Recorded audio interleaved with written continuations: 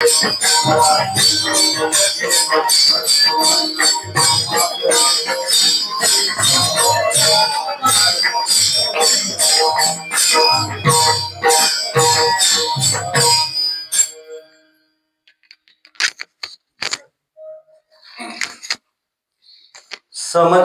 दृष्टी विटेवरी साजिरी, समचरण दृष्टी विटेवरी साजिरी, तेथे माझी हरी वृत्ती राहो.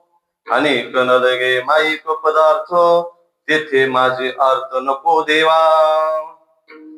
ब्रह्मादिक पदे दुःखाची शिराणी, ब्रह्मादिक पदे दुःखाची शिराणी, तेथे दूषित धने जळो देशी. अनेक न लगे माईक पदार्थ, तेथे माझे अर्थ नको देवा. तुका म्हणे त्यांचे कळले आम्हा वर्म, तुका म्हणे त्याचे कळले आम्हा वर्म, जे जे कर्म धर्म नाशिवंत. अनेक न लगे माईक पदार्थ, तेथे माझे अर्थ नको देवा. पांडुरंगा करू प्रथम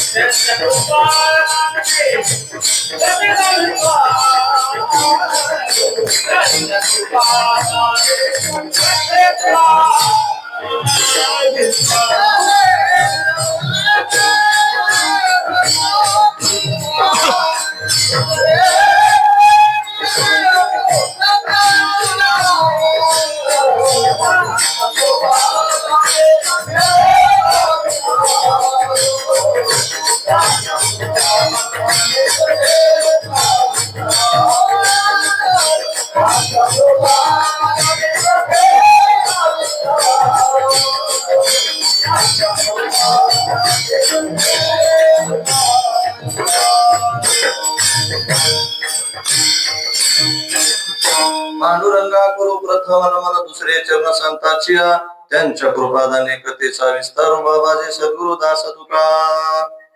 महायोग पीठे तटे भीमरथ्या, वरम पुंडरीकाय दातु मुनिंद्रेहि, समागते तिष्ठन्तम आनंद कंदम, परब्रह्मलिंगम भजे पांडुरंगम. समचरण सरोजम सांद्र नीलांबुदाभम, जगननिहितं पाने मंडनं मंडनाना, तरुण तुलसी माला कंदरम कंजनेत्रम, सदैवलः संविठ्ठलं चिंतयामि. ओम नमो जियाद्या वेद प्रतिपाद्या, जय जय स्वसवेद्या आत्मरूपा. देवा तुची गणेशो, सकलार्थमती प्रकाशो, मने निवृत्ती दासो अवधारी जोजे. अकार चरण युगल उकार उदर विशाल, मकार महामंडल मस्तकाकारे. हे तिन्ही एक वटले ते शब्द कविले, ते मिया श्री गुरु कृपानविले आदि बीज. नमो सद्गुरु तुकया ज्ञान दीपा, नमो सद्गुरु सच्चिदानंद रूपा, नमो सद्गुरु भक्त कल्याण मूर्ती, नमो सद्गुरु भास्करा पूर्ण कीर्ती. शांताकारं भुजंगशयनं पद्मनाभं सुरेशं विश्वाधारं गगनसदृशं मेघवर्णं शुभांगं लक्ष्मीकान्तं कमलनयनं योगिभिर्ध्यानगम्यं वन्दे विष्णुं भवभयहरं सर्वलोकैकनाथं मस्तक हे पायावरी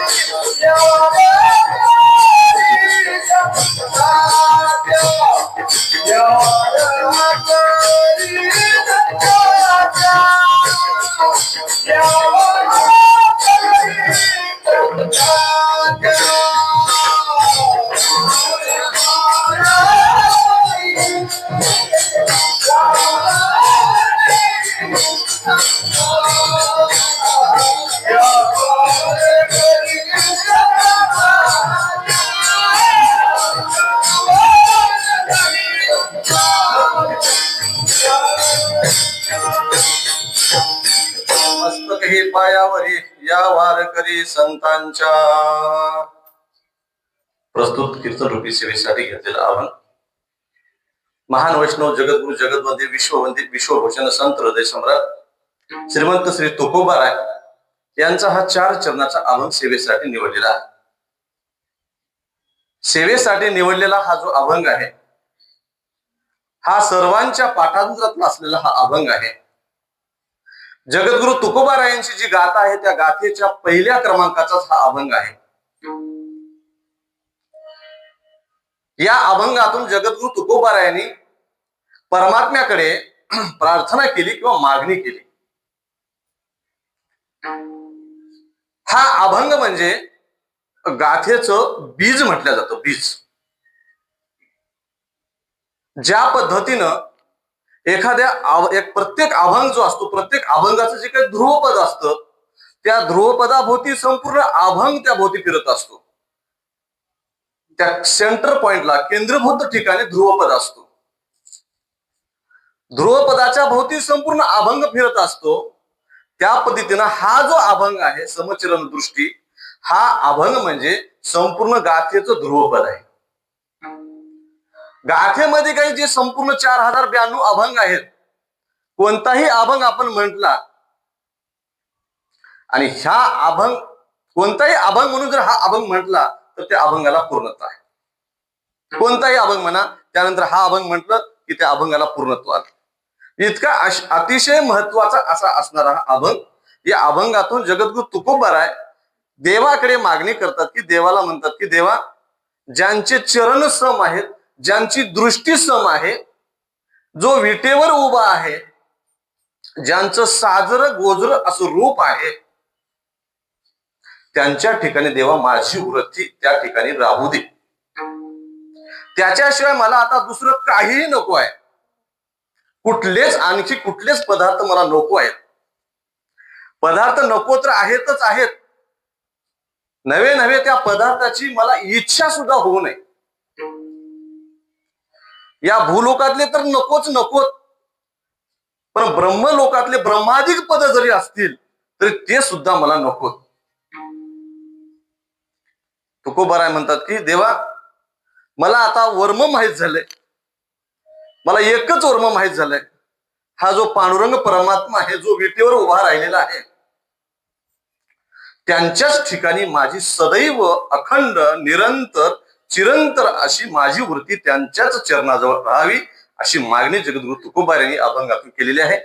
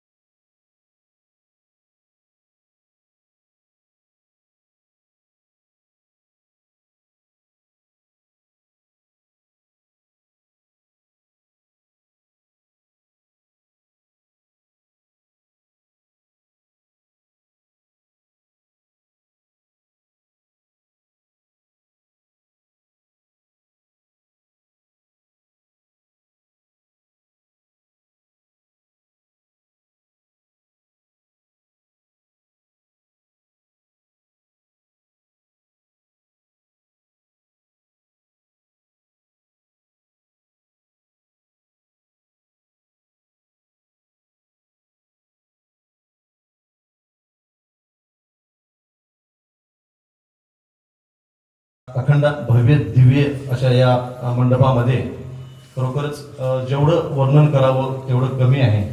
कारण एवढा मोठा हा मंडप आणि एवढं मोठं हे देवस्थान, एक तीर्थक्षेत्र, हे तीर्थक्षेत्र संपूर्ण गावकऱ्यांच्या सहकार्याने हा जो एवढा भव्य दिव्य सोहळा हा आणि एवढ्या मोठ्या थाटामाटामध्ये दरवर्षीच मला वाटते मागे यज्ञ सुद्धा खूप मोठा झाला होता आणि त्यावेळेस आपल्या गावचेच भूषण असलेले प्रातस्मरणीय गणेश महाराज हे सुद्धा त्यावेळेस या ठिकाणी आले होते. तुमच्या गावाला सुद्धा फार मोठा वारसा आहे आणि तुमचं गाव खरं म्हणजे मी बऱ्याच दिवसामागे पैलवान बरेच आहेत गावामध्ये, कुस्तीसाठी प्रसिद्ध आहे गाव.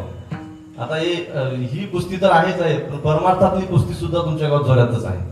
आमचे मित्र आमचे ब्रह्मानंद महाराज असतील, आता माऊली महाराज आमच्या भाऊसाहेब महाराजांचे चिरंजीव असतील, आता गावातली सगळी भजनी मंडळी, ही सगळी तडफदार तडफदार मंडळी, या सगळ्यामुळं तुमचं पारमार्थिक वैभव सुद्धा तुमच्या गावाला आहे.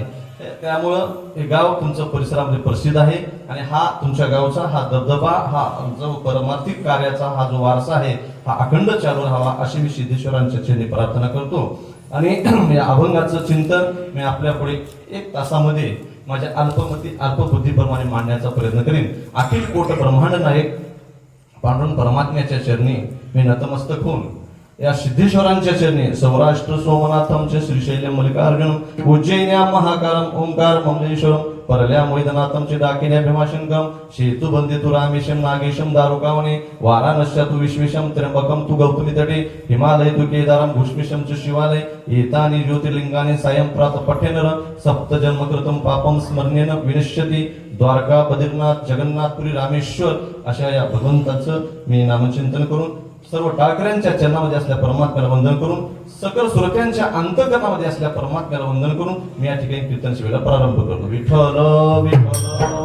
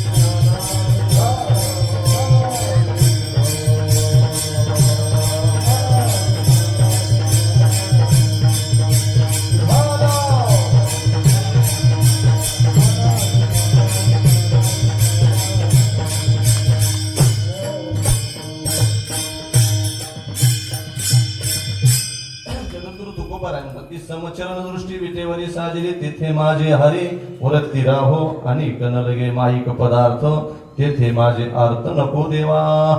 जगद्गुरु तुकोबाराय हा अभंग म्हणजे एक सूत्र स्वरूपाचा हा अभंग आहे. ज्या पद्धतीने गणितामध्ये सूत्र असतात त्या सूत्रामध्ये आपण ती किंमत टाकलं की त्याच बरोबर त्या आयताचं क्षेत्रफळ असेल किंवा त्रिकोणाचं क्षेत्रफळ असेल असं निघत असतं. सूत्र अतिशय महत्वाचं आहे. त्या पद्धतीनं या अभंगाची भाषा म्हणजे सूत्ररूपी भाषा आहे. हा अभंग म्हणजे या गाथेचं मंगलाचरण आहे. मंगलाचरण कशासाठी करायचं असतं? ती मंगलाचरण इष्ट प्राप्तीसाठी मंगलाचरण करायचं असतं. एखादं कार्य आपण हातात घेतल्यानंतर ते कार्य सिद्धीस जावं, ते कार्य पूर्णत्वाला जावं याच्यासाठी मंगलाचरण करायचं असतं. दुसरं मंगलाचरण याच्यासाठी करतात अनिष्टाची निवृत्ती व्हावी कार्यामध्ये प्रतिबंध येऊ नये याच्यासाठी मंगलाचरण करायचं असतं. तिसरं म्हणजे परंपरा म्हणून, एक वारसा म्हणून, रीत म्हणून मंगलाचरण करायचं असतं. विठ्ठल विठ्ठल.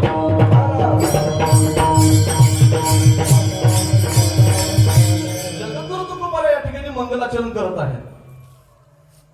मंगलाचरण कशासाठी आहे? इष्ट प्राप्तीसाठी मंगलाचरण.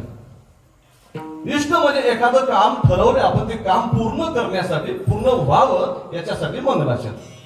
तुकोबारायाने ही गाथा लिहिण्याचं जे काम त्याने हाती घेतलं त्याचं मंगलाचरण तुकोबाराय करत आहेत. पण तुकोबारायांना काही अवघड होतं का हो? मंगलाचरण न करता ही गाथा सिद्धीस नेता येत नव्हती का? त्यांची गाथा त्यांना पूर्ण करता येत नव्हती का? सहज त्यांना करता येत होती की. तू संत महात्म्यांना असाध्य असं काय आहे? संत महात्म्यांना अशक्य असं काही नाही. संत महात्मे काहीही करू शकतात. ज्ञानोबरायांनी मंगलाचरण केलं. कशासाठी मंगलाचरण केलं ज्ञानोबरायांनी? त्या ज्ञानोबरायांनी मंगलाचरण न करता त्यांना काय ज्ञानेश्वरी पूर्ण करता आली नसती का? करता आली असती. तुकोबारायांनी करता आली असते. कारण संत महात्म्याकडे अशक्य असं काही नाही. अहो, जे संत महात्मे मेलेलं मूळ कीर्तनामध्ये जिवंत करू शकतात एवढं सामर्थ्य तुकोबारायांकडे आहे. मग त्यांना इष्ट प्राप्तीसाठी मंगलाचरण करायची काय आवश्यकता आहे? संत महात्म्याने तुकोबारायांनी मेलेलं मूळ कीर्तनात जिवंत केलं बरं का. त्यांचं सामर्थ्य ते होतं. पण आमचं सामर्थ्य काय माहित आहे? घाबरू नका, तसं काय होणार नाही. त्यांनी मेलेलं मूळ कीर्तनात जिवंत केलं. मेला माणूस जिता उठ रे,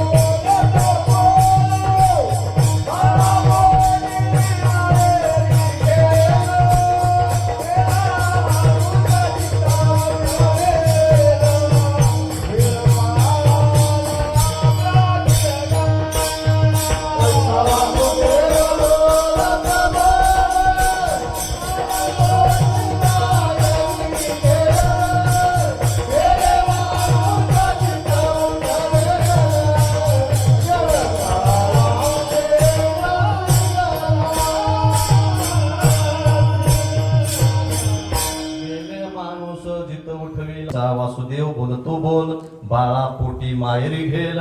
संत महात्म्याने मेलेला माणूस जिवंत करण्याचं सामर्थ्य संत महात्म्याकडे होतं. ज्यावेळेस एक अंत्ययात्रा निघाली आणि ही चार भावंड ज्ञानोबा राय असतील, निवृत्तीनाथ महाराज, सोपान काका आणि मुक्ताई, त्यांनी फिरत असं एका दुसऱ्या रस्त्याने गेलेली आणि एका बाजूने ही अंत्ययात्रा चाललेली असताना ज्यांची अंत्ययात्रा चाललेली होती त्यांची पत्नी ज्ञानोबरायांना पाहिली आणि पळत पळत जाऊन ज्ञानोबरायांचं दर्शन घेतली. दर्शन घेतल्या घेतल्या ज्ञानोबरायांनी आशीर्वाद दिला की अखंड सौभाग्यवती भव. असा आशीर्वाद दिल्या तर ती पुन्हा आक्रोश करून टाहो पुढून ती रडू लागली. माऊली म्हणाले, तुला मी माते, तुम्हाला मी आशीर्वाद दिला आणि हा अखंड सौभाग्यवती असा आशीर्वाद दिल्यानंतर तुम्ही आणखी का रडता? काय कारण आहे बोला. ती म्हणाली, महाराज तुम्ही जो मला आता आशीर्वाद दिलात अखंड सौभाग्यवती भव, हा जो आशीर्वाद दिलात ना, त्या आशीर्वादाबद्दल मला आणखीच जास्त रडणं येते. काय रडण्याचं काय कारण आहे? कारण ती जी अंत्ययात्रा चालली ना ती माझ्या पतीची आहे आणि तुम्ही तर मला आशीर्वाद दिलात की अखंड सौभाग्यवती भव. तेव्हा ज्ञानोबरायांनी निवृत्तीनाथ महाराज माऊलीला सांगतात की माऊली, तुम्ही जो हा आशीर्वाद दिला तो आशीर्वाद आता खरा ठरवा. तेव्हा माऊलीने ती जी अंत्ययात्रा चालली होती त्या तिरडीला खाली ठेवायला लावलं आणि आपल्या कमंडूतलं पाणी त्या प्रेतावर त्यांनी शिंपडलं आणि त्या प्रेतातून झोपेतून जसं जागं व्हावं तसं त्या प्रेताला त्यांनी जागं केलं आणि तेच म्हणजे सच्चिदानंद बाबा आहेत आणि त्यांच्या हातून सच्चिदानंद बाबा आदरे लेखक झाला म्हणून मेलं माणूस जिथं उठविल विठ्ठल विठ्ठल.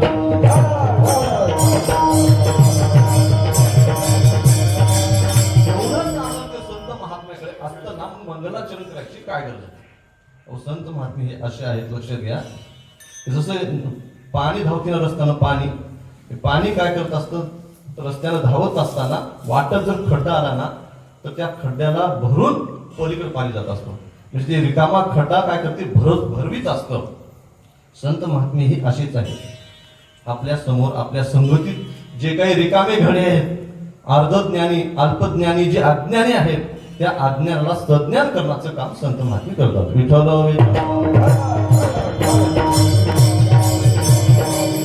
निष्ठाची प्राप्ती ही करण्यासाठी मंगलाचरणाची काय आवश्यकता नव्हती. एक मुद्दा झाला. दुसरा मुद्दा असा आहे, अनिष्टाची निवृत्ती व्हावी. जे काही प्रतिबंध आहेत ते प्रतिबंध दूर व्हावेत म्हणून मंगलाचरण करायचं असते. मला सांगा, तुकोबरायांना अनिष्ट काय होतं? माऊलींना अनिष्ट काय होतं? अवघड काय होतं? काहीच अवघड नव्हतं. अनिष्ट नव्हतं तर नव्हतं, परंतु त्यांचं नाव घेतल्यावर अनिष्ट दूर होत होतं. तुकोबरायाचं जर नाव घेतलं तर काय होत होतं? तुकाराम तुकाराम तुकाराम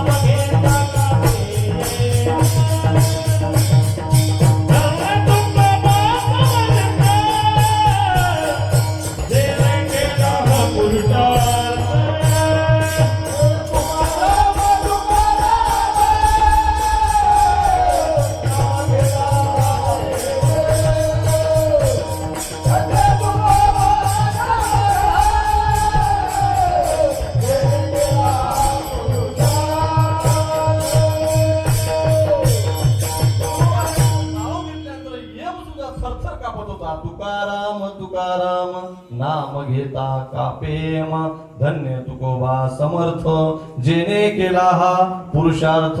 एवढं सामर्थ्य तुकोबारायांकडे होतं, मग त्यांना अरिष्ट कुठले येणार हो? अरिष्ट जावं याच्यासाठी मंगलाचरण करायची जी आवश्यकता आहे ही तुकोबारायांना किंवा माऊलींना याची काही आवश्यकता नव्हती. लक्षात घ्या. अहो, ज्यांनी निर्जीव भिंतीला चालवलं, चालविली जड भिंती, हरली चांगयाची भ्रांती, मोक्ष मार्गीचा सांगाती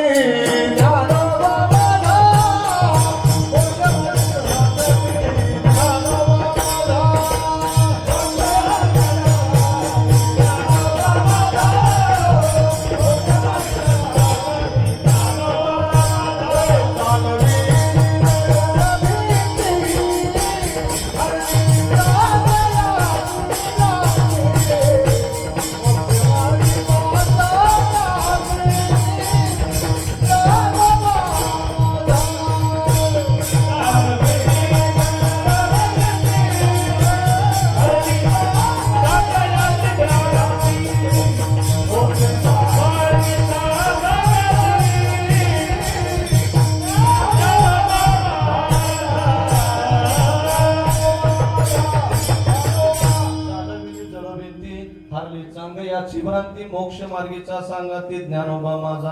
एवढं सामर्थ्य असताना अरिष्ट यायचं काही कारण नव्हतं. मग त्यासाठी अरिष्टाची निवृत्ती व्हावी, प्रतिबंध दूर व्हावेत, याच्यासाठी मंगलाचरण करण्याची आवश्यकता नव्हती. मग तुकोबाराने मंगलाचरण केलं कशासाठी हो? इष्टाची प्राप्ती व्हावी याच्यासाठीही तुकोबाराने मंगलाचरण केलं नाही. अरिष्टाची निवृत्ती व्हावी याच्यासाठी तुकोबाराने मंगलाचरण केलेलं नाही.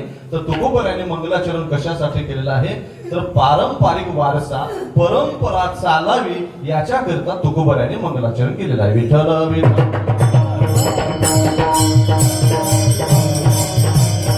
परंपरा चालावी याचा अर्थ की तुकोबारांच्या अगोदर माऊली होऊन गेले आणि माऊलीने ज्ञानेश्वरी ग्रंथाची सुरुवात मंगलचरणाने केली. ओम नमो जी आद्या वेद प्रतिपाद्या जय जय स्वसवेद्या आत्मरूपा. हे मंगलाचरण आहे, लक्षात घ्या. हे मंगलाचरण माऊलीने केलं आहे. माऊलीने केलं. प्रत्येक ग्रंथकार रामायणामध्ये सुद्धा रामायणाच्या सुरुवातीला मंगलाचरण करण्यात आलेलं आहे. महाभारताच्या सुरुवातीला सुद्धा मंगलाचरण करण्यात आलेलं आहे. हा पारंपरिक वारसा, ही परंपरा चालू ठेवावी याच्याकरता जगद्गुरु तुकोबाराने मंगलाचरण केलेलं आहे. विठ्ठल विठ्ठल.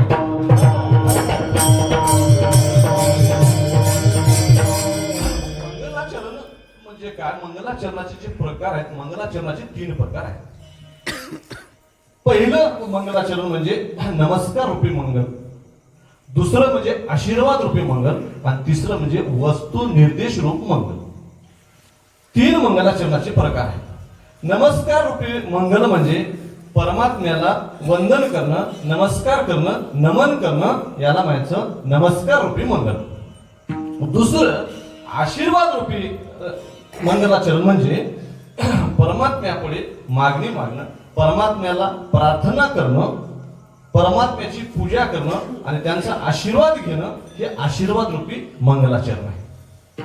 तिसरं मंगलाचरण म्हणजे वस्तू निर्देश रूप मंगलाचरण. वस्तू निर्देश रूप म्हणजे सगुण निर्गुण परमात्म्याचा निर्देश करणं, दाखवून देणं. सगुण निर्गुण परमात्म्याला दाखवणं, याला म्हणायचं वस्तू निर्देश रूप मंगलाचरण. असे हे 3 प्रकार आहेत. या 3 प्रकारापैकी या प्रस्तुत अभंगातून जगद्गुरु तुकोबारायांनी 2 मंगलाचरण केलेले आहेत. 2 मंगलाचरण कोणती आहेत ते महाराज अभंगाच्या पहिल्या.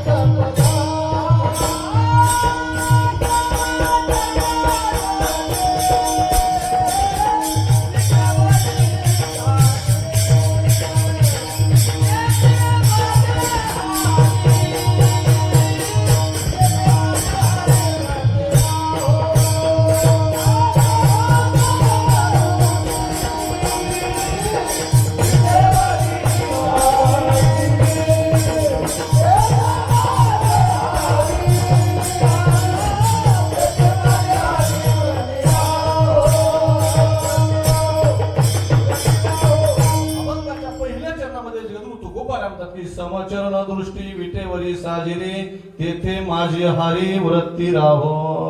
या पहिल्या चरणातून 2 मंगलाचरण तुकोबरायांनी वापरलेले आहे. समचरण दृष्टी विटेवरी साजिरी. सम, ज्यांचे चरण सम आहेत, ज्यांची दृष्टी सम आहे, जो विटेवर उभा राहिलेला आहे, हे निर्देश रूपी आहे. बरं काय, वस्तू निर्देश रूपी हे मंगलाचरण आहे. वस्तू निर्देश रूपी आहे. परमात्म्याचा निर्देश या अभंगाच्या पहिल्या चरणाच्या पूर्वार्धात तुकोबाराय करतात. आणि उत्तरार्धात असं म्हणतात की तेथे माझी हरी वृत्ती राहो. तेथे माझी हरी वृत्ती राहो. देवाला म्हणतात की माझी जी वृत्ती आहे त्या ठिकाणी राहो. याकरता जगद्गुरु तुकोबाराय आशीर्वाद रूपी मंगलाचरण करतात. आशीर्वाद रूपी मंगलाचरण मी सुरुवातीला सांगितलं की प्रार्थना करणं किंवा मागणी मागणं याला म्हणायचं आशीर्वाद रूपी मंगलाचरण. तो जगद्गुरु तुकोबाराय पहिल्या चरणाच्या पूर्वार्धामध्ये वस्तू निर्देश रूप मंगलाचरण करतात आणि उत्तरार्धामध्ये आशीर्वाद रूप मंगलाचरण करतात. विठ्ठल विठ्ठल.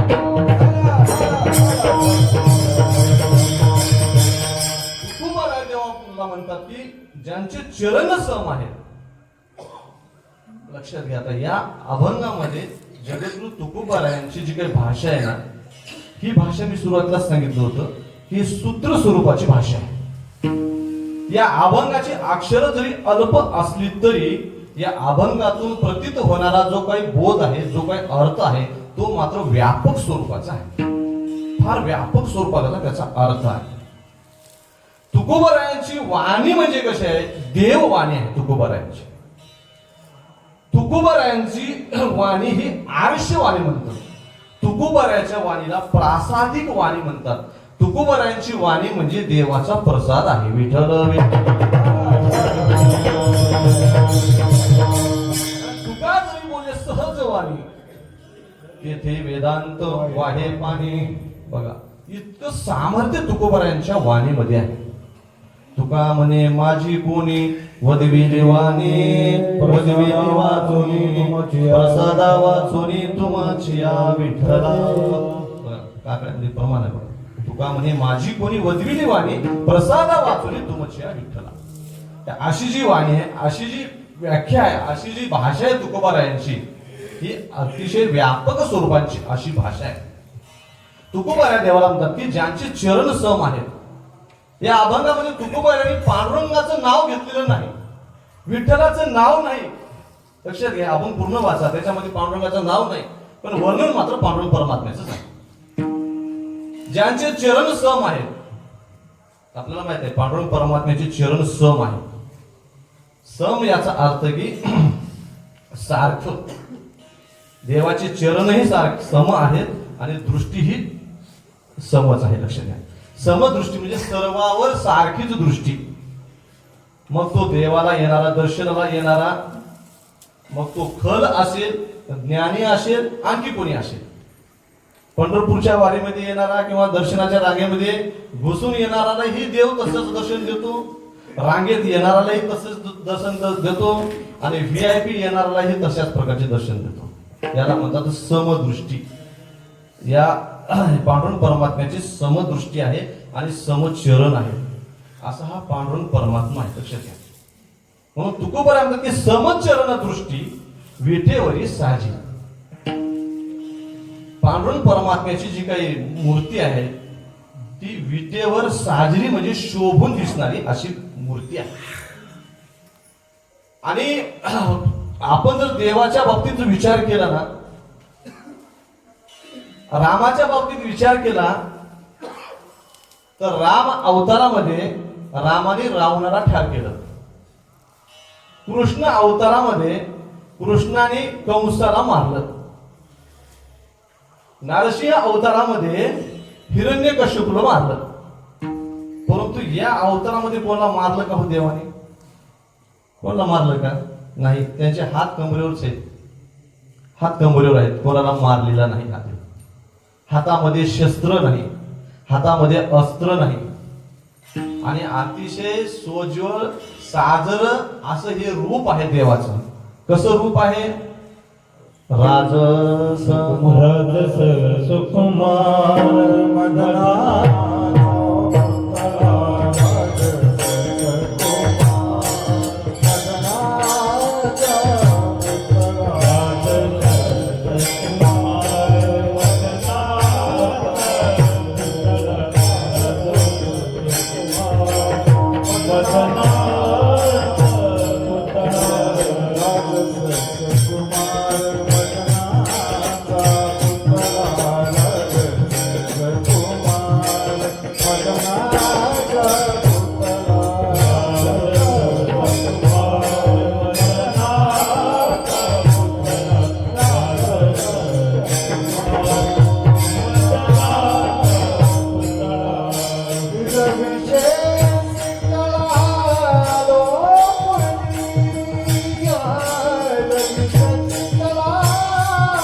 लोकली आकाशोरी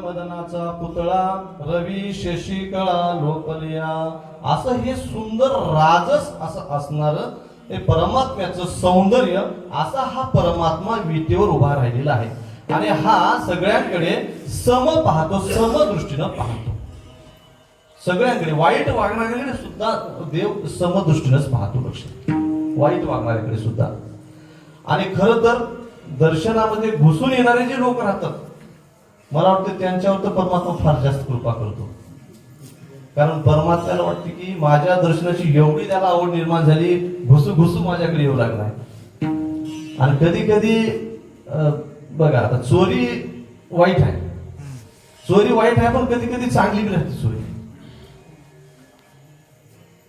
एका गावामध्ये अशी चोरी झाली चोरी केला एका घरी चोरी केला एका घरी चोरी करून 20,000 रुपये चोरून आणला 20,000चं गाठोड सोबत घेऊन आला आणि दुसऱ्या घरी चोरी करायला गेला दुसऱ्या घरचे तिसरे आपण झोपलेले होते मग ते वरी झोपलेले असताना घर फोडून त्या घरामधलं कपाट वगैरे फोडलं कपाट फोडून त्या कपाटातले पैसे घेत असताना वरच्याला जाग आली घर मालक वरून खाली आरडाओरडा पळत येईपर्यंत हा चोर काय केला घाई मध्ये पळून जाण्याच्या नादामध्ये ते 20,000 इथं ठेवून गेला आणि 5,000 घरातले घेऊन गेला चोरी झाली चोरी वाईट झाली का ते 5,000 ह्याचे गेले पण 20,000 भेटले की 5,000 गेले पण 20,000 भेटले तसं देवाकडे जे घुसून जाणारे राहतात ना घुसून जाणारे म्हणजे हे तामस वृत्तीचे लोक राहतात आणि घुसून जाणारे या जे काही सात्विक लोक राहतात रांगेमध्ये आपापल्या या वारीमध्ये या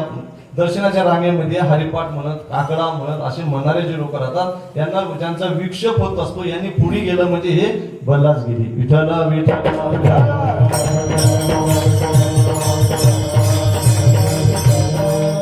परमात्म्याचं जे काही सौंदर्य आहे ना हे परमात्म्याचं सौंदर्य म्हणजे आजकालचं हे मेकअप केल्यासारखं सौंदर्य नाही परमात्म्याचं सौंदर्य म्हणजे उगवले बिंब अद्वैत स्वयंभ नाम हे सुलभ विठ्ठल राज हे अद्वैत आहे लक्षात घ्या हे जे सावळे परब्रह्म आवडे या जीवा माऊली सांग मनी राणेवा घर गेले माऊलींना सुद्धा हे रूप आवडलं जगद्गुरु तुकोबारांना हे सुद्धा रूप आवडलं बघा काही गोष्टी रूपानं सुंदर असतात परंतु स्वरूपानं नसतात आणि काही गोष्टी स्वरूपानं सुंदर असतात पण रूपानं नसतात काही गोष्टी रूपाने सुंदर नसतात आणि स्वरूपानेही नसतात आणि काही गोष्टी अशा आहेत रूपानेही सुंदर आहेत आणि स्वरूपाने सुंदर आहेत आपण काय करतो मुलगी बघायला गेलो रूप पाहतो स्वरूप पाहत नाही स्वरूप म्हणजे आतलं असतं बरं काय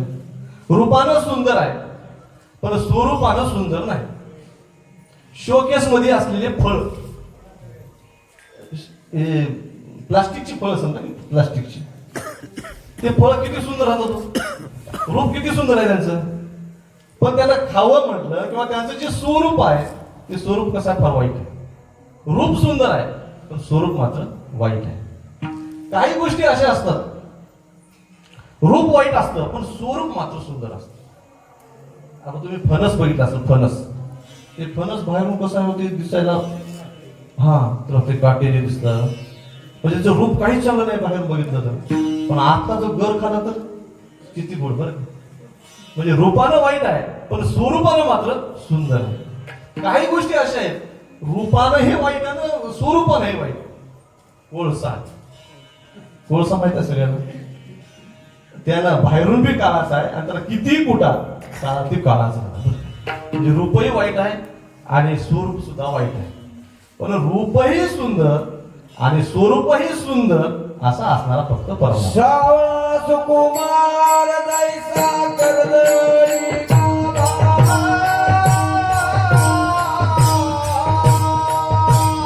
सावळा सुकुमार जैसा कर्दळी गाभा.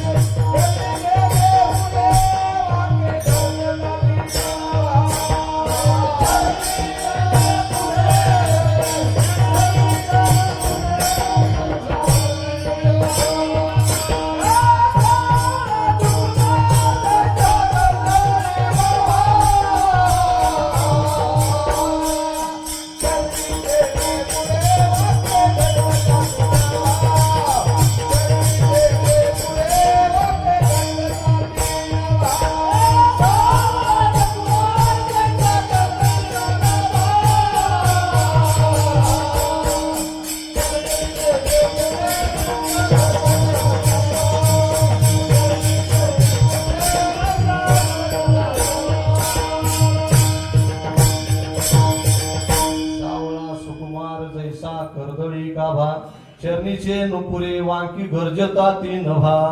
असं हे सावळं भोजीर हे सुकुमार असणार रूप, म्हणजे रूपही सुंदर आहे आणि स्वरूपानेही परमात्मा सुंदर आहे. बाहेरून बघितलं तरी परमात्मा सुंदरच आहे आणि आतून परमात्म्याचं जे काही स्वरूप आहे, परमात्म्याचं स्वरूप म्हणजे परमात्मा हा सुखरूप आहे. सुखरूप आयुष्य तुझे कोणी सांगा, माझ्या पांडुरंगा सारे घे. असा हा परमात्मा. परमात्मा म्हणजे सुख आहे आणि सुख म्हणजे परमात्मा आहे. परमात्मा म्हणजे सुंदर आणि सुंदर म्हणजे परमात्मा. बघा आता परमात्मा किती सुंदर आहे, किती सुंदर आहे जर म्हटलं तर साखर किती गोड आहे, साखर खाल्यावरच कळत ना.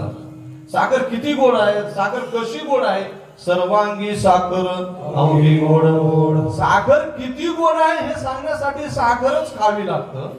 परमात्मा किती गोड आहे, किती सुंदर आहे हे पाहण्यासाठी आपल्याला काय करावं लागतं, आपल्याला संतांच्या दृष्टीनंच पाहावं लागतं. पाहे दिया वेदला भी, पाहे दिया वेदला भी.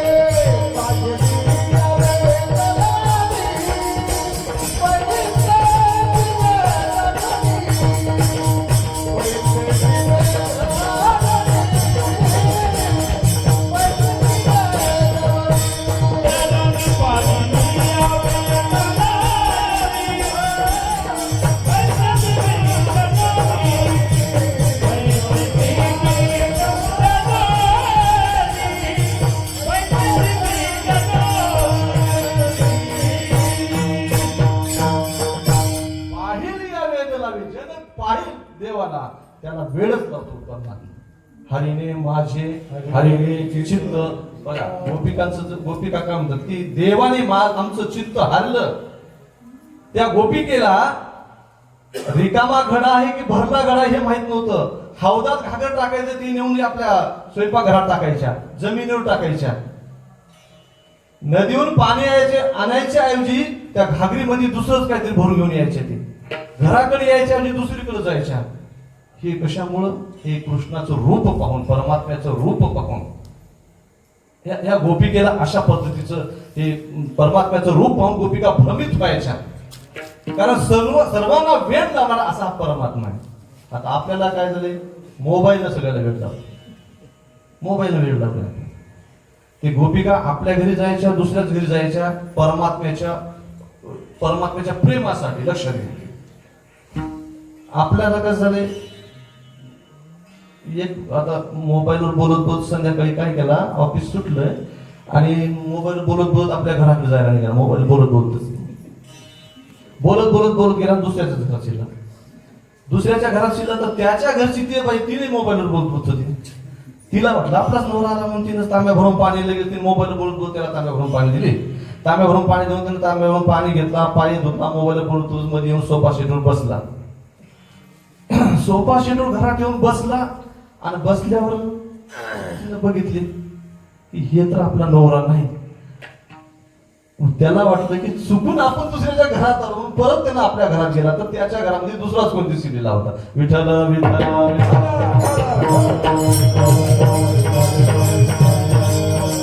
म्हणजे मोबाईलनं आपल्याला वेळ लावलाय, परंतु देवाने मात्र गोपिकेला वेळ लावता. असं हे स्वरूप, असं हे सौंदर्य देवाचं, हे सौंदर्य जे आहे हे देवाचं सौंदर्य, अविट अशी गोडी या परमात्म्याच्या सौंदर्याच्या ठिकाणी होती. म्हणून तुकोबाराय म्हणतात की तेथे माझी हरी वृत्ती राहो. तुकोबारायने या ठिकाणी हरी हा शब्द प्रयोग केला. हरी हा का केला? देवाची नावं अनंत आहेत, देवाची रूप अनंत आहेत, देवाची लक्ष घ्या नाम रूप हे अनंत आहेत. काय म्हणजे प्रमाण आहे बघा. अनंत रूपे अनंत वेसे देखिले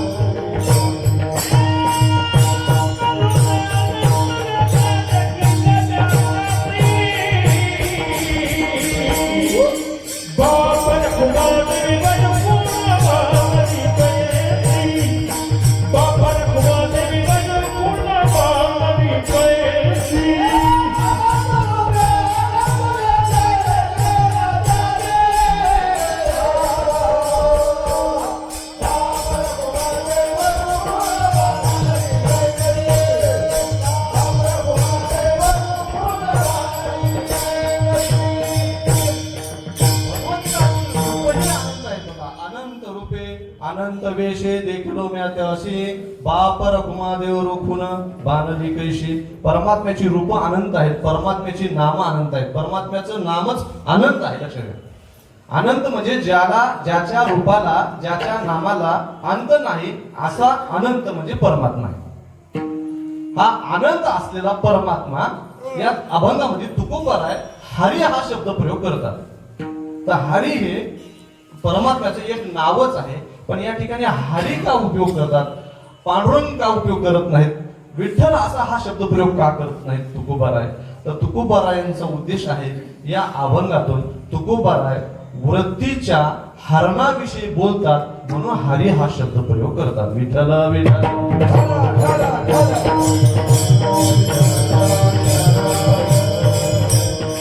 म्हणतात की माझी वृत्ती हरण करा, तेथे माझी हरी वृत्ती राहो.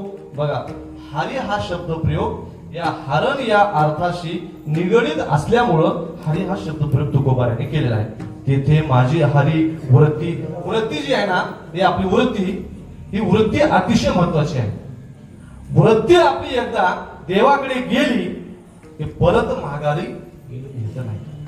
आता कोठे हवे मन तुझे चरण, देखलिया भाग गेला, शीन गेला, अवघा झाला आनंद. एकदा देवाकडे आपली वृत्ती गेली मग आता आपलं दुसरं काहीच लागत नाही. म्हणून तुकोबरा म्हणतात, लक्षात घ्या, वृत्तीने परमार्थ करायचा असतो आणि कृतीने संसार करायचा असतो. विठ्ठल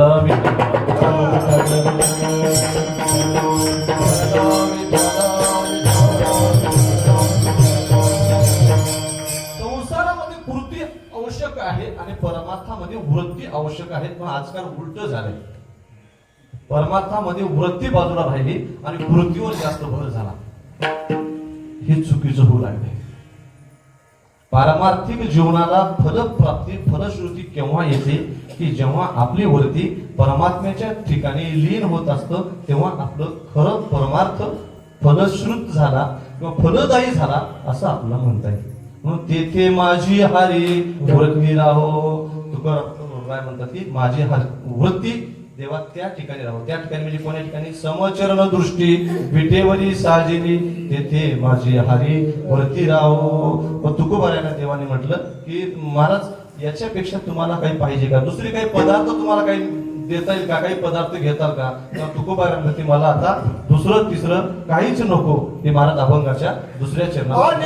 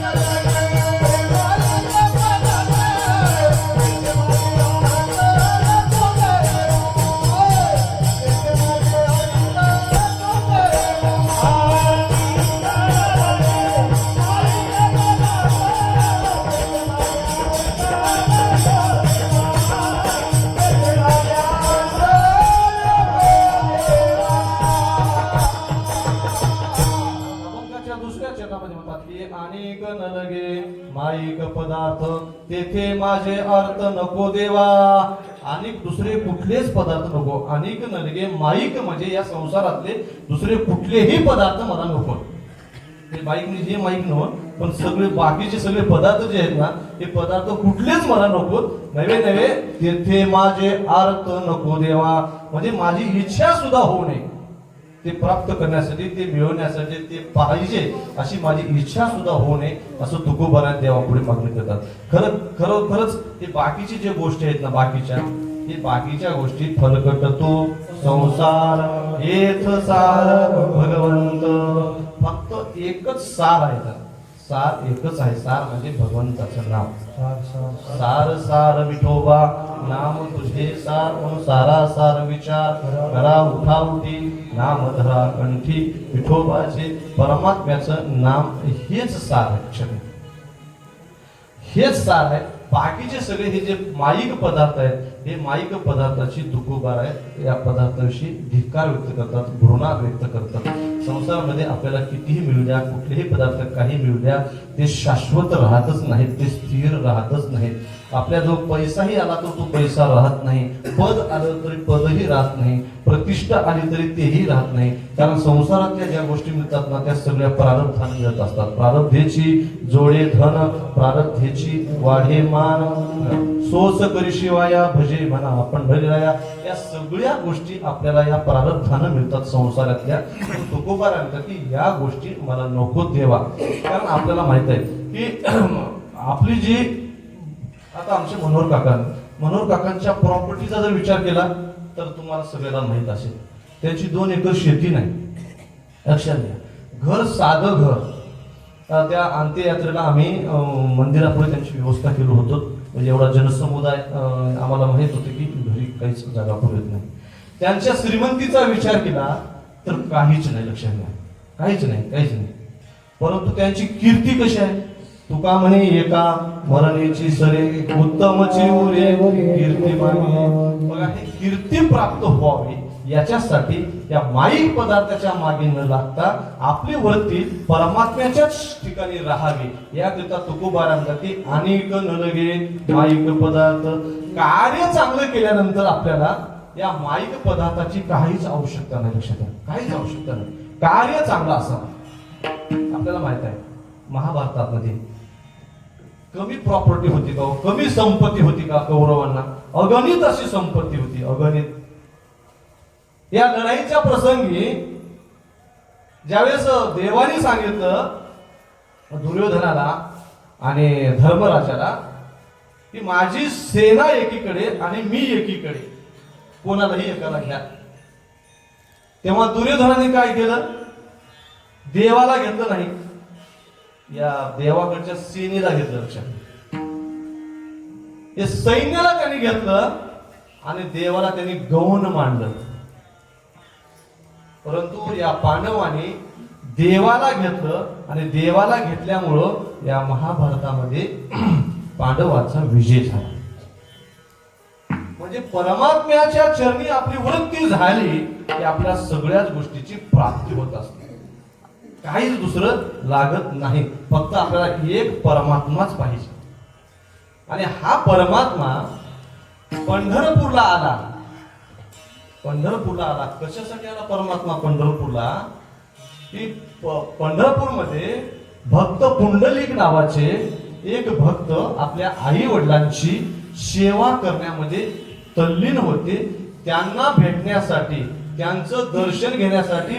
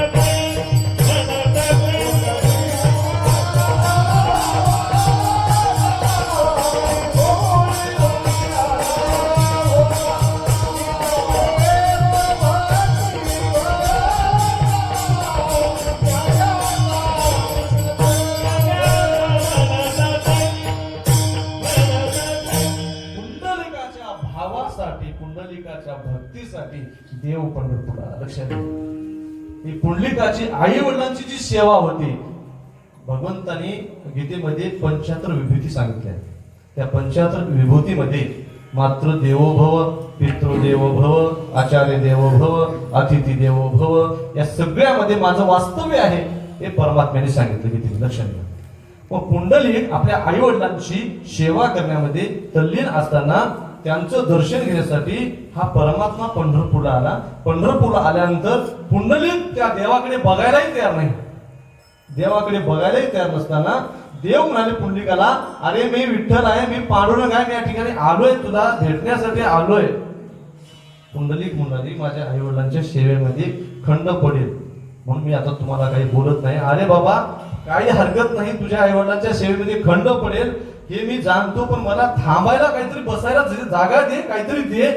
तेव्हा पुंडलिकानं आपल्या बाजूची वीट घेतली आणि पैसा कैसा तोरे भेटा, पैसा कैसा तोरे भेटा, पैसा कैसा तोरे भेटा, पैसा कैसा रे भेटा, पैसा कैसा तोरे भेटा, पैसा कैसा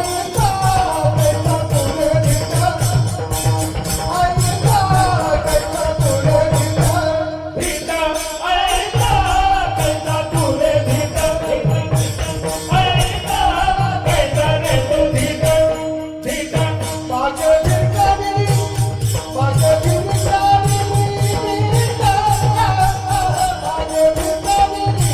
तोरे भेटा, पैसा कैसा रे भेटा, भेटा, बागे भेटा रे, बागे भेटा रे, भेटा, बागे भेटा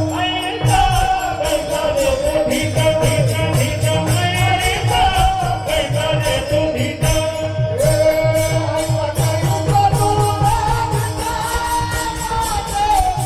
बागे भेटा रे, भेटा, पैसा कैसा तोरे भेटा,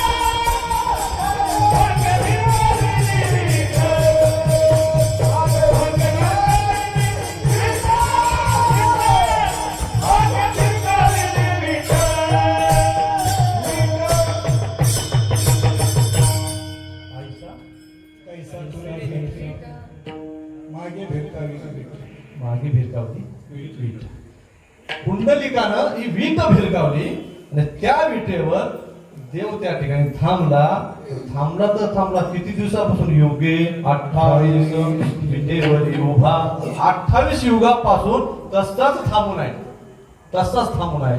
म्हणून या पुंडलिकाची जी भक्ती आहे ना, ही पुंडलिकाची भक्ती ही सर्वश्रेष्ठ भक्ती आहे. लक्षात घ्या, पुंडलिकाने देव आणला, स्वतःसाठी आणला नाही, या जगाच्या उद्धारासाठी देवाला त्याने थांबवलं. विठ्ठल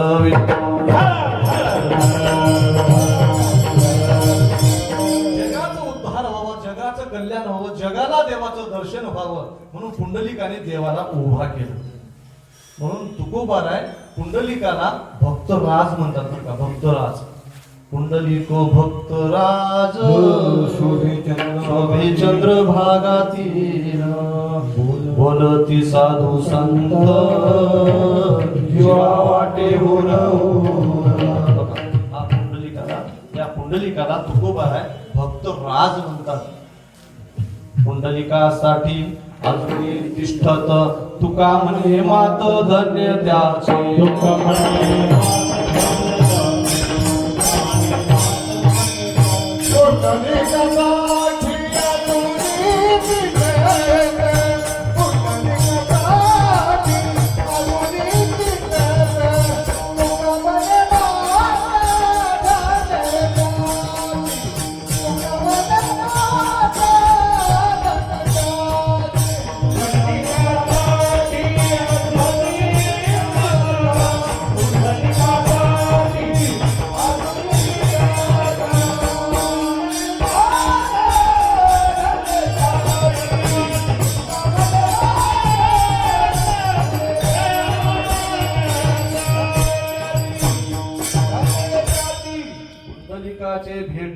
परब्रह्म आले का असे परब्रह्म पुंडलिकाच्या भेटीसाठी आले आणि आता बोलता बोलता जवळपास 11 वाजले आणि सुंदर गायन हे असं सगळं चालल्यामुळे बरं वाटलं नाही. पण आमचे मनोहर काका म्हणत होते झोपीचे 4 प्रकार आहे म्हणत होते. झोपीचे 4 प्रकार, एक चक्री झोप, टकरी झोप, साखरी झोप आणि भाकरी झोप. म्हणजे झोपीच्या प्रकारामध्ये आपण जर अडकून पडलो, कीर्तनात लागायची ते माझी कीर्तनात जे लागते एकमेकाला ते टक्कर लागते, तिला टकरी झोप म्हणतात. आणि चक्री झोप म्हणजे रात्रीचा असा पूर्व पश्चिम झोपला तर सकाळी दक्षिण उत्तर होते, त्याला चक्री झोप म्हणतात. आणि भाकरी झोप म्हणजे दिवसभर शेताकडे काम करून आला आणि काम करून आल्यानंतर आता त्याला झोप येत असते. झोपायच्या वेळेला संध्याकाळच्या वेळेला बायकोला म्हणतो लवकर स्वयंपाक कर, मला आता झोपायची वेळ झाली. बायको म्हणते लगेच स्वयंपाक करतो म्हणते. बायको गडबडीनं पिठलं भाकर लवकरात लवकर करते आणि हा बाजूवर लांब पडलेला असतो. बायको त्याला झोपेतून उठवते आणि त्या बाजूवरच बसते, 4 भाकरी खाते, तिथंच झोपते. त्याला म्हणतात भाकरी झोप. आणि साखरी झोप म्हणजे पहाटेच्या वेळेला जी झोप लागते ना, पहाटेच्या वेळेला तिला म्हणतात साखरी झोप. अशी साखरी झोप किंवा टकरी झोप कीर्तनात लागू नये त्यासाठी आता आपण कीर्तन थोडक्यात आता उरकलं. बरं, 2 चरणाचा भाव आपल्या मी धावत्या वेगामध्ये सांगण्याचा प्रयत्न केला. म्हणजे 4 घ्यायचं का शेवटी घ्यायचं? शेवटी विठोबा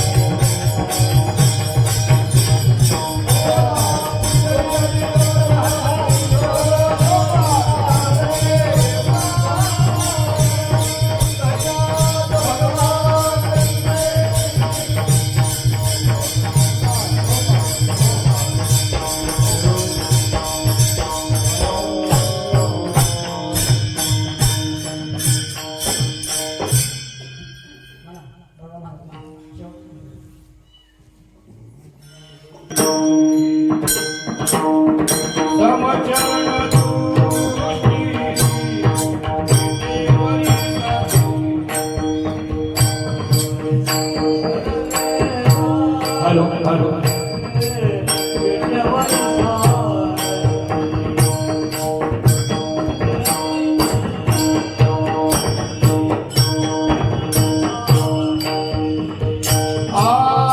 समचरण दृष्टी विठेवरी साधी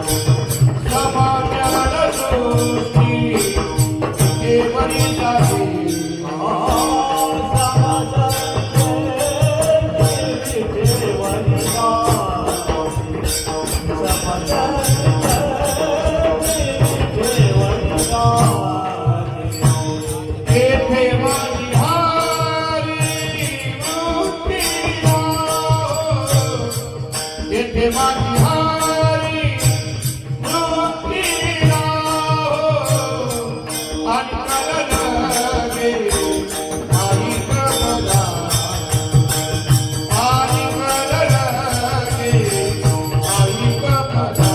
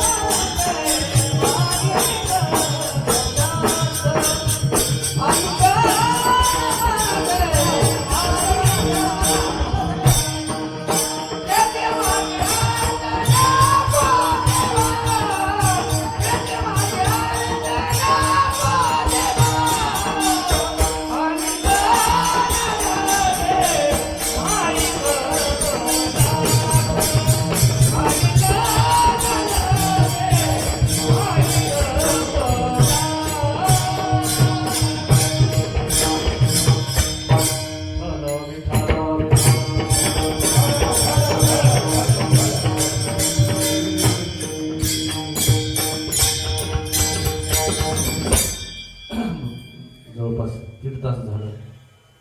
या अभंगाचं चिंतन मी आपल्यापुढे मांडण्याचा प्रयत्न करत आहे. गायक सगळे सुंदर आहेत, सगळं सुंदर आहे, सिस्टीम सुंदर आहे. आमचे हे पांडुरंग साऊंड सिस्टीम खूप सुंदर साऊंड सिस्टीम आहे. सगळंच सुंदर आहे, पण आता घड्याळ सुंदर नाही बरं का. सगळं सुंदर आहे पण घड्याळ सुंदर नाही, कारण वेळ झालेला आहे. तर तुकोबाराय देवापुढे मागणी करतात, वृत्तीविषयी मागणी करतात. आपणही आपल्या वृत्तीचा आपल्याला विचार करायचा आहे. आपली वृत्ती तुकोबाराय म्हणतात की तेथे माझी हरी वृत्ती राहो. त्या हरीच्या ठिकाणी माझी वृत्ती राहो ही प्रार्थना, ही मागणी तुकोबाराय देवाला करतात. देव म्हणतात की तुकोबारा तुम्हाला दुसरं काही पाहिजे का, किंवा तुकोबारा म्हणतात की अनेक नरगे माईक पदार्थ, मला दुसरं काहीच नको देवा.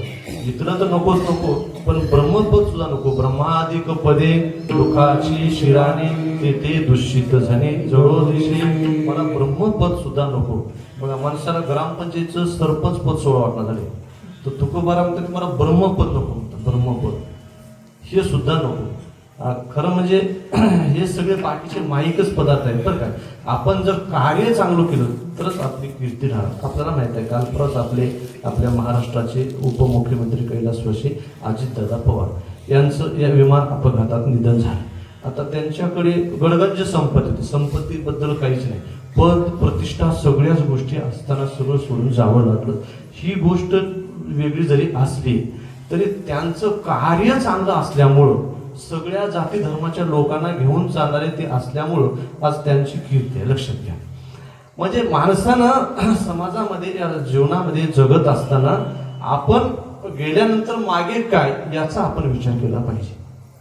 संपत्ती कमवू नका असं नाही, संसार करू नका असं सांगितलं नाही. आधी प्रपंच करावा नेटका, मग करावा परमार्थ.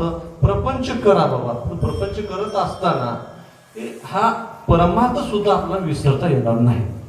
म्हणजे तुकोबारा म्हणतात ही वृत्ती, आपली जी वृत्ती आहे ना, ही वृत्ती देवाच्या चरणी आपली वृत्ती असावी. त्यासाठी आपण काय केलं पाहिजे की नेहमी आपण सतत भगवंताचं चिंतन केलं पाहिजे. भगवंताच्या चिंतनामध्ये जर आपण राहिलो तरच आपली वृत्ती परमात्म्याच्या चरणी लीन होण्यासाठी आपली वृत्ती त्या ठिकाणी आकृषित होत असतं. आपण जर भगवंताच्या चरणी जर प्रार्थना नाही करत असलो तर आपली वृत्ती आपली त्या ठिकाणी धाव घेत नाही. म्हणून त्याकरिता आपण काय केलं पाहिजे, करा रे बापानो साधन,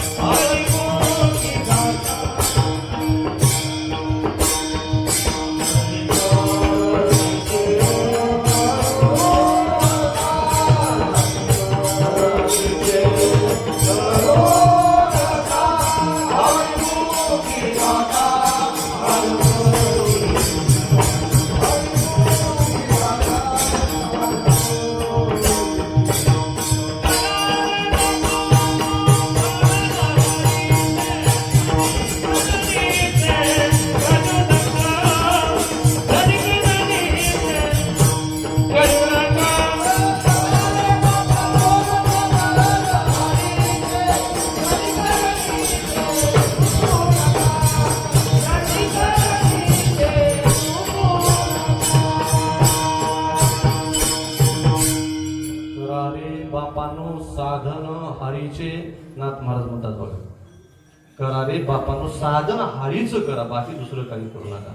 आणि हे जर साधन केलोत ना तरच आपली वृत्ती हे देवाकडे जात असतं.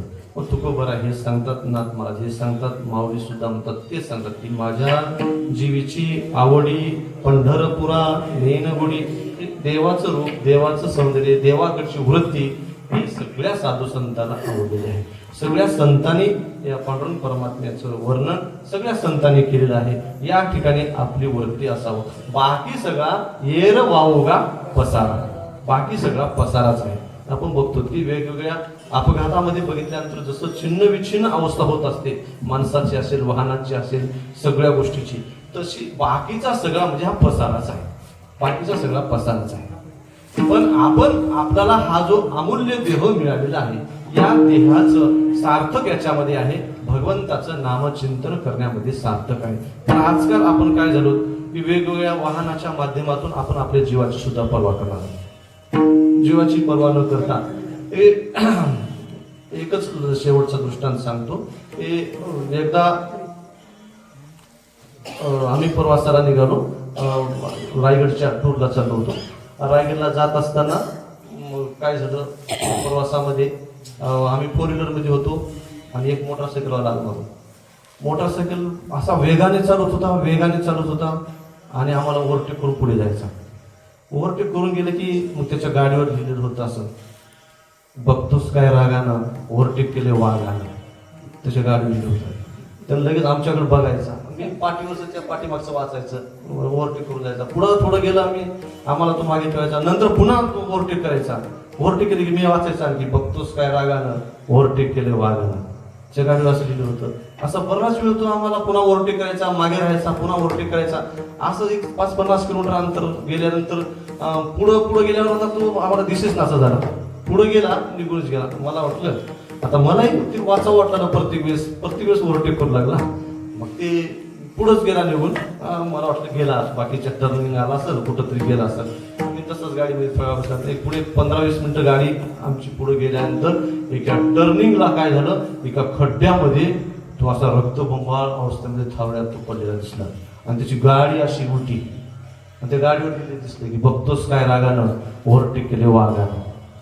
त्यानं बेशुद्ध अवस्थेत पडला. आम्ही गाडी उभा केल्या, पळत गेल्या, त्याला पाणी पाजवल्या, त्याला उठवल्या आणि उठून त्याला हॉस्पिटलला घेऊन गेल्या.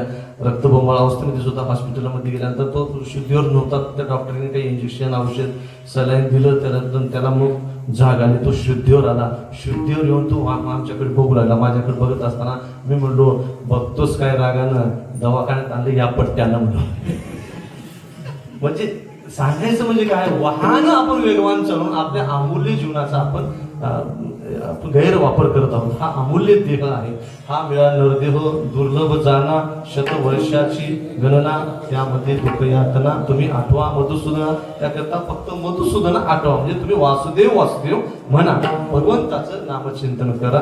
हाच सार या अभंगातून घेऊन जायचा. तुकोबराय म्हणतात, देवाने सांगितलं बघा, हे अभंगाचे जे काही पहिलं चरण होतं, या पहिल्या चरणामध्ये तुकोबराय काय म्हणतात की वृत्ती कोठे ठेवावी, कोठे राहावी, वृत्ती कोठे असावी, याविषयीचं चिंतन तुकोबायाने पहिल्या चरणामध्ये केलेलं आहे. बाकीचे जे 3 चरण आहेत, त्या 3 चरणामध्ये तुकोबाराने वृत्ती कोठे नसावी याचं वर्णन केलं, बाकीच्या 3ही चरणामध्ये. मग देवाने तुकोबारायला म्हटलं की तुकाराम महाराज, मला आता नेमकं एकच सांगा, आता तुम्ही एकाच वाक्यात सांगा की तुमची वृत्ती नेमकं आता कुठं राहू नये. हे महाराज आपण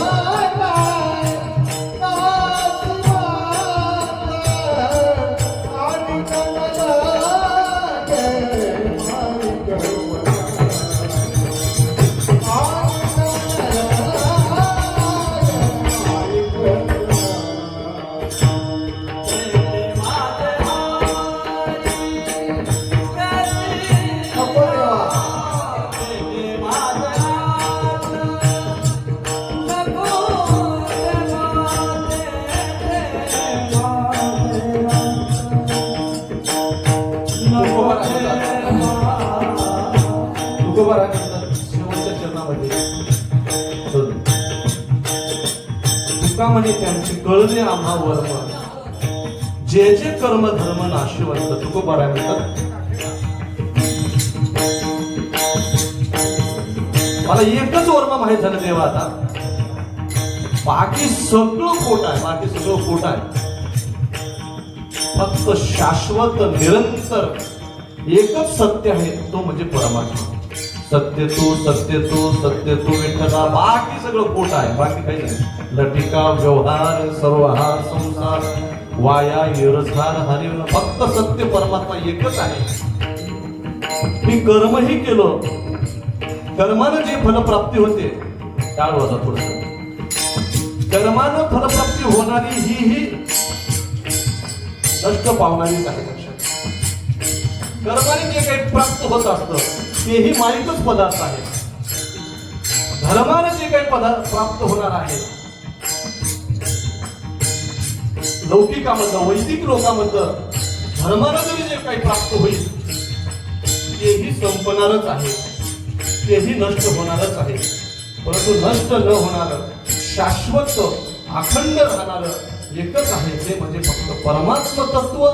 आणि हीच वृत्ती देते माझी हरी वृत्ती राव, हेच वर्म तुकोबारांकडे तुका म्हणे त्यांचे कळले आम्हा वर्म जे जे कर्म धर्म नाशिवंत.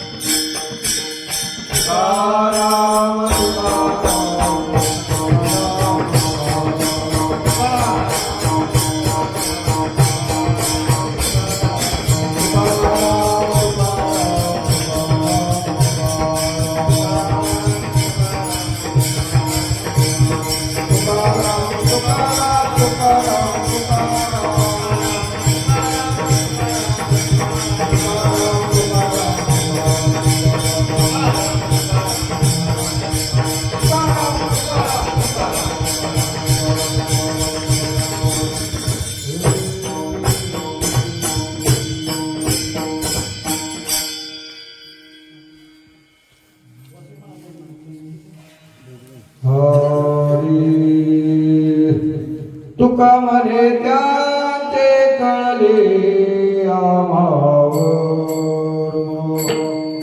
तुका म्हणे त्यांचे कळले आम्हावर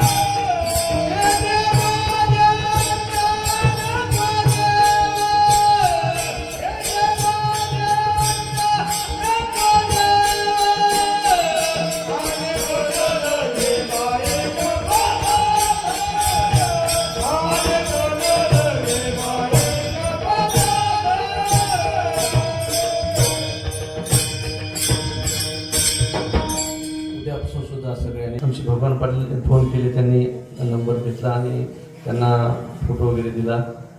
परत त्यांनी सकाळपासून 2-3 दिवस फोन केले, महाराज कुठपर्यंत आत निघालात काही नाही. म्हणजे एवढी काळजी त्यांनी म्हटले की माझ्याकडे सगळे 8 दिवसाच्या कीर्तन करायची व्यवस्था आहे. चांगली गोष्ट आहे म्हटलं की त्यांच्याकडे सगळी व्यवस्था बरोबर आहे. एकाकडे कोणाकडे व्यवस्था असावी कीर्तन करायची, कीर्तनकार यायला आहे कुठपर्यंत आहे काय नाही.